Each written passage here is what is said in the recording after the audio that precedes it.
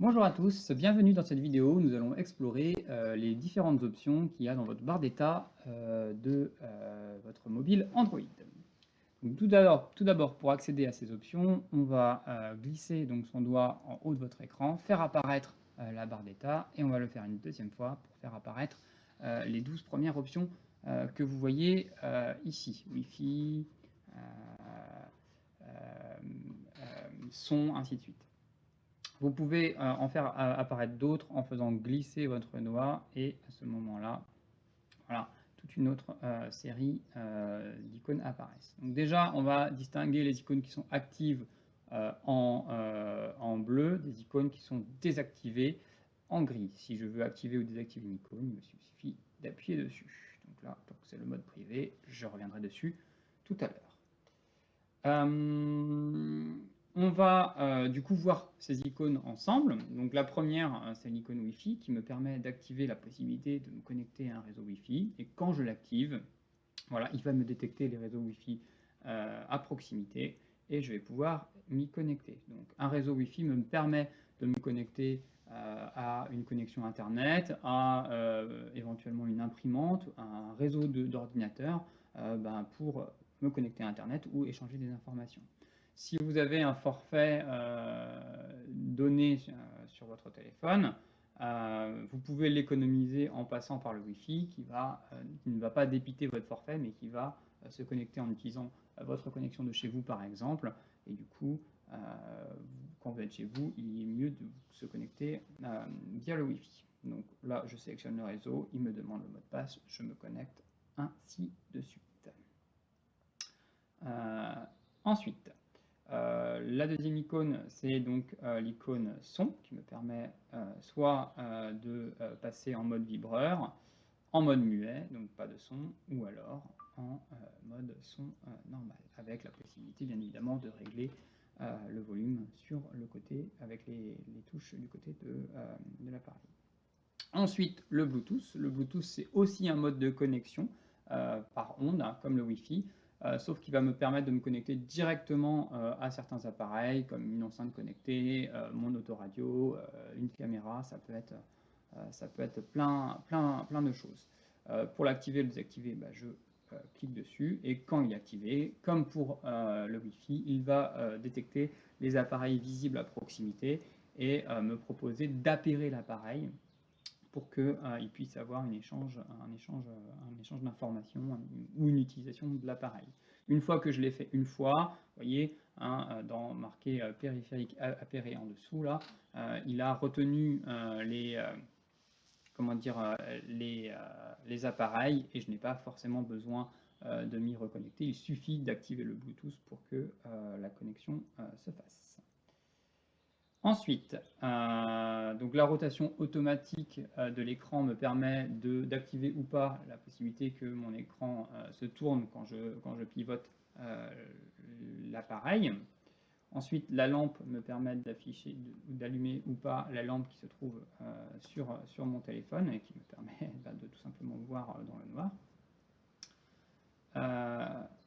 Le mode d'économie d'énergie me permet de conserver de la batterie en diminuant les performances de mon téléphone. Alors ça va être surtout les performances visuelles, hein, luminosité, résolution d'écran, mais ça peut être aussi bloquer certaines parties d'application pour gagner de la place. Donc, en faisant ça, vous conservez la possibilité de recevoir des appels, des SMS, des choses comme ça, mais vous aurez peut-être des difficultés à utiliser certaines applications. Donc, il suffit ensuite de faire appliquer, voilà, pour gagner du temps de batterie. Alors, l'intérêt de cette option, c'est quand je me retrouve à court de batterie et que je ne peux pas recharger mon téléphone, je vais utiliser cette option pour l'économiser au maximum. Donc ensuite, l'activation ou la désactivation des données mobiles me permet d'utiliser ou pas les données mobiles qui sont donc la connexion au réseau 4G pour avoir accès à Internet. Donc quand vous l'activez, vous avez accès via votre forfait. Donc si votre forfait vous le permet à Internet et aux applications qui utilisent Internet pour fonctionner, quand vous le désactivez, vous ne l'avez pas. Ça peut être intéressant de le désactiver pour pas que les applications se connectent automatiquement et utilisent par exemple pour des mises à jour, et utilise votre forfait alors que vous ne le souhaitiez pas. Le mode hors ligne, ensuite, le petit avion me permet de couper toutes les connexions de mon téléphone. Donc je n'ai plus rien qui rentre, je peux uniquement utiliser les applications qui n'ont pas besoin de connexion. Donc je ne recevrai pas d'appels, je ne recevrai pas de SMS, je ne pourrai pas me connecter à Internet, mais en revanche je vais pouvoir utiliser mon téléphone, les jeux qui sont installés sur mon appareil photo, les jeux qui sont installés sur mon téléphone, ainsi de suite. Donc c'est ce qu'on va vous demander de faire généralement dans les salles d'attente, dans les salles de spectacle, dans les transports, notamment les transports aériens. C'est pour ça qu'on a un petit avion. Ensuite, le mode performance me permet d'augmenter les performances visuelles de mon téléphone. Ça me permet d'avoir une bonne qualité d'écran quand notamment je veux regarder une vidéo sur mon téléphone, ça peut être intéressant. En revanche, à contraire du mode d'économie d'énergie, ça va fortement diminuer les performances de mon téléphone.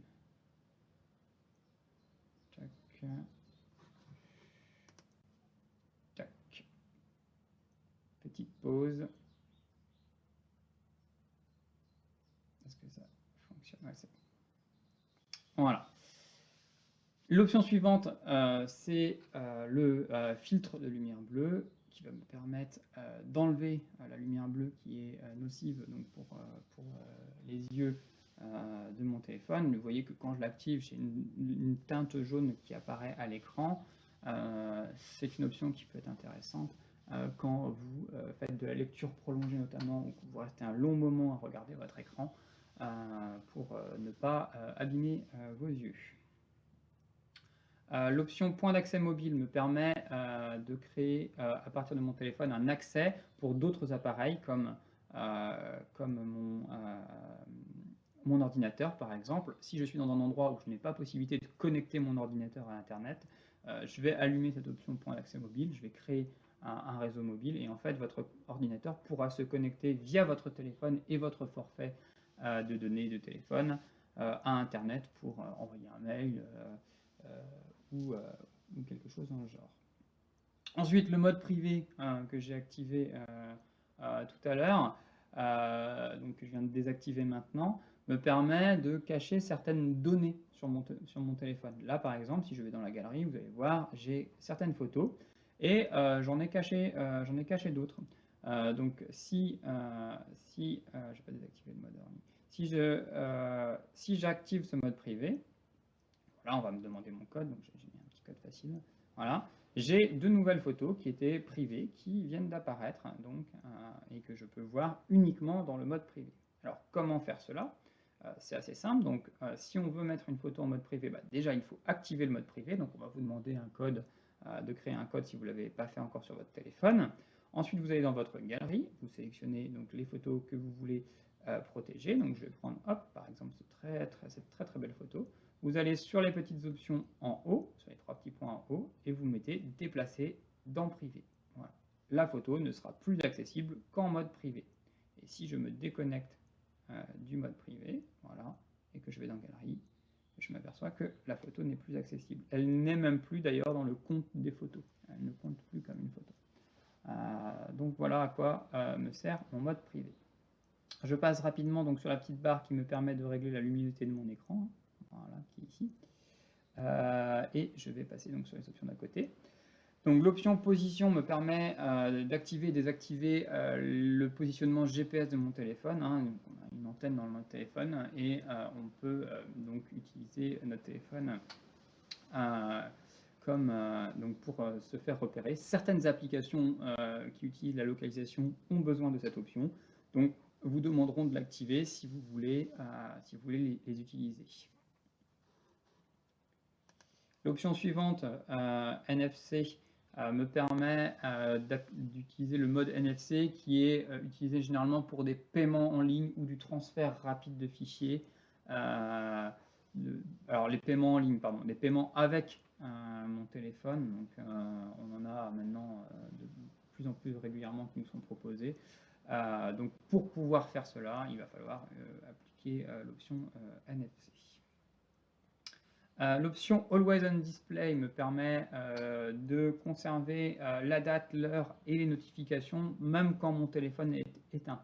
Donc ça me permet de faire éventuellement un réveil avec mon téléphone. Donc c'est pareil, hein, je l'active ou la désactive en appuyant dessus.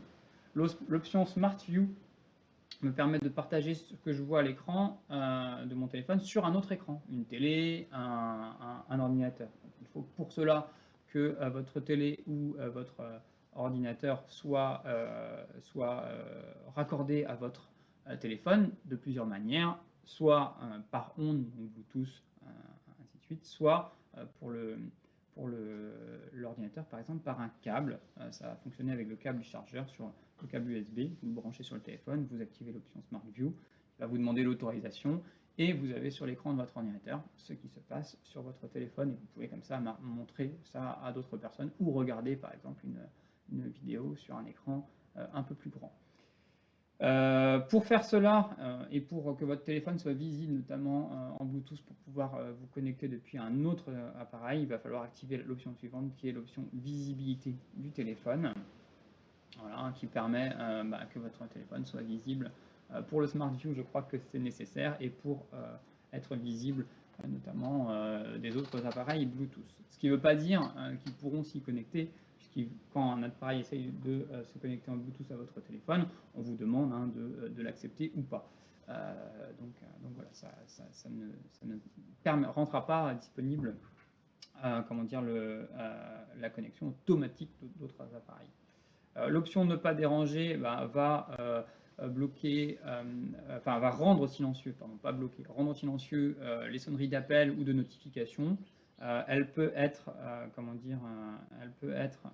customisée, ça veut dire qu'on peut la programmer, hein, à partir d'une certaine heure, on passe en mode ne pas déranger, par exemple la nuit, et on peut autoriser des exceptions sur certaines applications. Par exemple, si on veut à tout prix recevoir ces notifications de ces réseaux sociaux, on peut les autoriser en tant qu'exception dans la partie ne pas déranger, donc, qui se trouve en dessous quand vous activez l'option. Et enfin, l'option de synchronisation permet de synchroniser votre téléphone, c'est-à-dire qu'il va rechercher pour certaines applications, vos mails par exemple, si vous avez des nouveaux mails, et il va vous le signaler quand vous en avez. Voilà, tout simplement. Vous pouvez la désactiver. Quand vous la désactivez, ça ne vous empêche pas de recevoir vos mails, mais il faudra que vous lanciez vous-même votre boîte mail pour qu'elle lance la synchronisation. Voilà, on a fait un petit tour rapide de ces options. J'espère avoir été assez complet et assez clair. Si ce n'est pas le cas, n'hésitez pas à faire vos remarques, vos commentaires, ou poser vos questions dans les commentaires sous la vidéo. Si vous avez d'autres idées de vidéos, vous pouvez également le faire. Vous pouvez également me contacter pour ce sujet ou pour d'autres par mail à l'adresse mediacentre@lefarmor.fr. Je vous souhaite une bonne journée et je vous dis à bientôt pour une nouvelle vidéo. Au revoir.